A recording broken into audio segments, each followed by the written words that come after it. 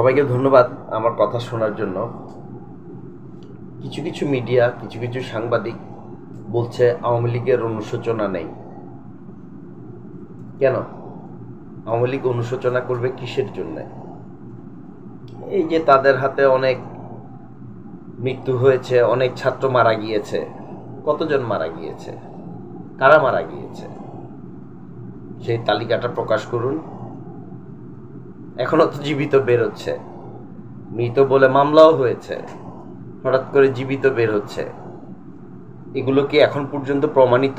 একটি হত্যাকাণ্ডের বিচার শেষ হয়েছে এবং আওয়ামী লীগ তো সন্দেহ করছে যে এই অনেকগুলো হত্যা তারা নিজেরাই করেছে, তাদের স্নাইপার রাইফেল দিয়েই তারা নিজেরা করেছে। এটা তাদের কথা থেকেই বেরিয়ে আসছে।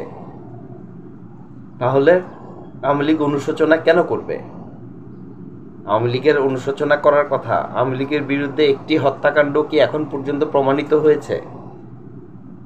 নাকি বিচার কার্য নিরপেক্ষভাবে চলছে?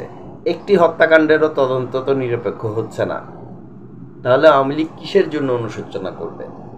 বরং এই আন্দোলনটা তো ছিল সরকার উৎখাতের আন্দোলন। সেখানে আওয়ামী লীগ অনুশোচনা না করে তো আওয়ামী লীগের ক্ষোভ জানানোর কথা।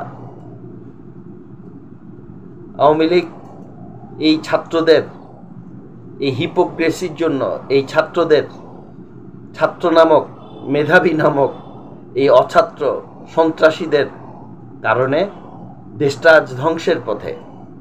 দেশটা কোথায় চলে যাচ্ছে জানি না। পাকিস্তান থেকে অস্ত্র আসছে জাহাজে করে, কেউ জানে না, কাউকে ঢুকতে দেওয়া হয় নাই, কোনো সাংবাদিকও না। এটাই বাকস্বাধীনতা।